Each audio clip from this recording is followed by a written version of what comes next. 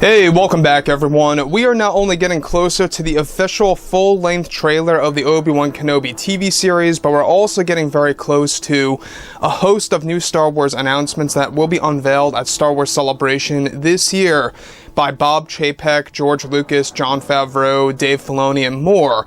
That's really going to actually surprise a lot of fans around the globe.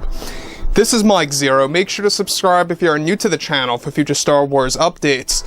Also, by the way, guys, make sure to drop a thumbs up on this video to support the channel. I thank you all so very much for the kind support. It is greatly appreciated.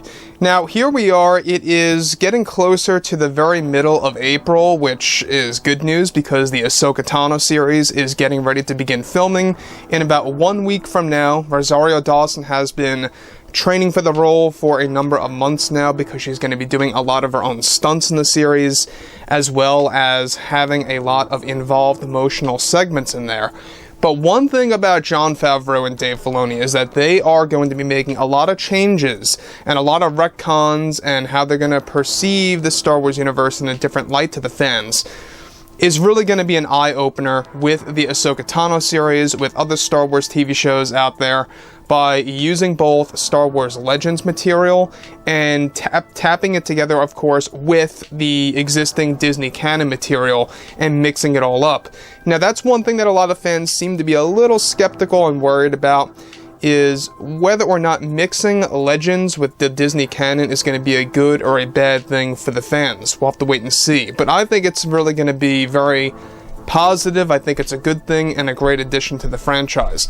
Now, moving along from all of this, what's really intriguing is exactly what Favreau is up to with the Star Wars universe as a whole, and exactly what major plan he has in order to retcon the original trilogy in a different light to change how fans view some of the key characters like Vader, Luke Skywalker, Anakin Skywalker, and others out there, right? So with that being said, however, with both Disney and Lucasfilm now focused on their new Star Wars TV shows, such as the Ahsoka Tano series and even The Mandalorian Season 4, creators Jon Favreau and Dave Filoni are beginning to work on a host of new shows that will be revealed at this year's Celebration and next year's as well. Now, it's described, however, that currently, however, creator Jon Favreau recently made a major retcon to the Star Wars universe that is going to actually change how fans view the end of the original trilogy movies. Now, it's described that within the Ahsoka Tano series, one of the important scenes are planned to begin filming by this June that will include a retcon to the franchise that will change the key characters and their paths. One big change to the original trilogy planned is that Ahsoka Tano is set to use the World Between Worlds to communicate with Anakin Skywalker through the Force and reaches out to the past and teaches Anakin on how to become a Force ghost before he dies in Return of the Jedi. Now, Jon Favreau and Dave Filoni are set to refilm the entire scene in which Luke Skywalker is holding Vader in his arms as he is dying without his mask on. Now, this scene is set to progress to a moment in which Ahsoka Tano somehow was able to learn on how to connect with the netherworld of the Force and saves her master from not existing consciously and teaches him thoroughly on how to become one with the Force. So let me just stop right here for 1 second. Now, we actually went over this very lightly a couple of months ago of how Favreau is planning something this big for the Ahsoka Tano series and how it's going to retcon how Vader essentially becomes Anakin again and how Anakin becomes one with the Force. And that, to me, I think is going to be a very interesting thing of how fans see all of this. Now, if you guys have read the Return of the Jedi novelization, alright, this is released well before Disney took over. In that, you do learn that it was Obi-Wan Kenobi that taught Anakin on how to become a Force ghost. Now, in this scenario, what they are doing is that they are making it to be Ahsoka Tano teaching on how Anakin to become a Force ghost. The only thing that some fans may have a problem with that is, how in the world does Ahsoka know how to become a Force ghost if she has not passed on yet? Like I say, using the World Between Worlds, somehow she has learned through the ways of the netherworld of the Force to learn that ability and teaches Anakin. So it is actually kind of symbolic, it's very poetic for the student to guide the master to reach immortality through the netherworld of the Force, consciously speaking, of course. That really does tell a lot. And that's a very great theme that both Jon and Dave are going for.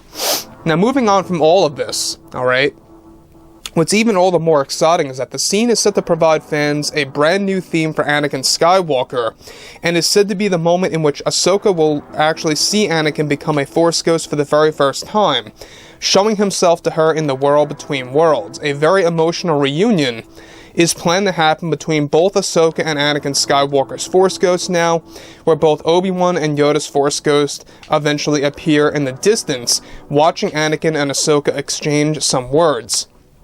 Now, this progresses to a point in which Ahsoka looks through another portal window and sees the Andor celebration, to where Ahsoka says to Anakin, "Go be with your family."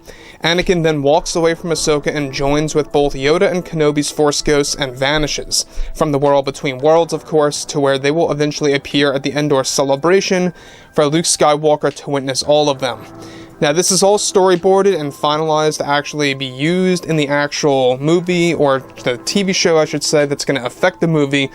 And that's a very interesting thing that they are doing. Let me just stop right here for 1 second before we move on to the real exciting stuff. Now, the thing about Anakin Skywalker is that there's no doubt about it that he is by far one of the fan favorite characters in the Star Wars universe. You really can't mess with this character. You can't mess this character up.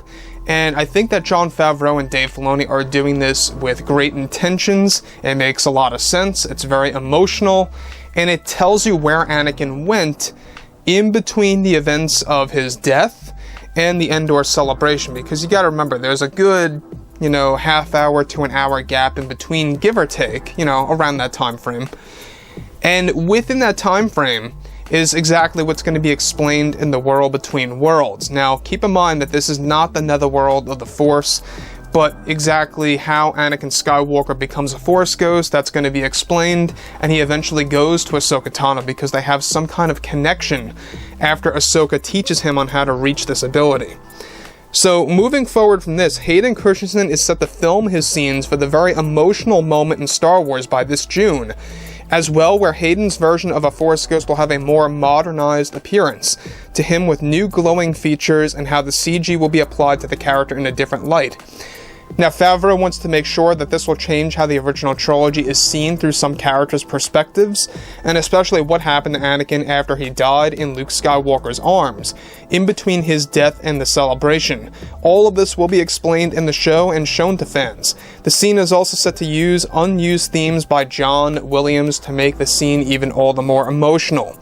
So once again, John Williams is using a very special scene, or a very special theme, I should say, for this scene that's going to really impact the fans. And I think that that is something to look forward to. The fact that we have a lot of John Williams unused material that's going to be thrown into the Ahsoka Tano series. It's going to feel very much authentic, very much like George Lucas's vision, and that's exactly what John and Dave are moving for.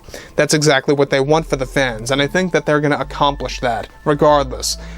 The Obi-Wan Kenobi TV series, by far the most anticipated show of this year. The Ahsoka show, however, there's no doubt about it that it is indeed the most anticipated show of 2023. So overall, guys, let me know what you think about all of this below in the comments. And if you guys did enjoy the content for today, make sure to drop a thumbs up on this video to support the channel. I thank you all so very much for the kind support, and I'll catch you guys next time.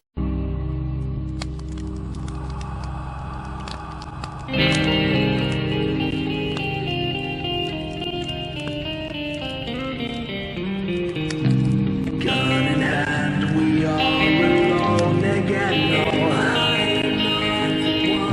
From night to moon, we hear them moans again.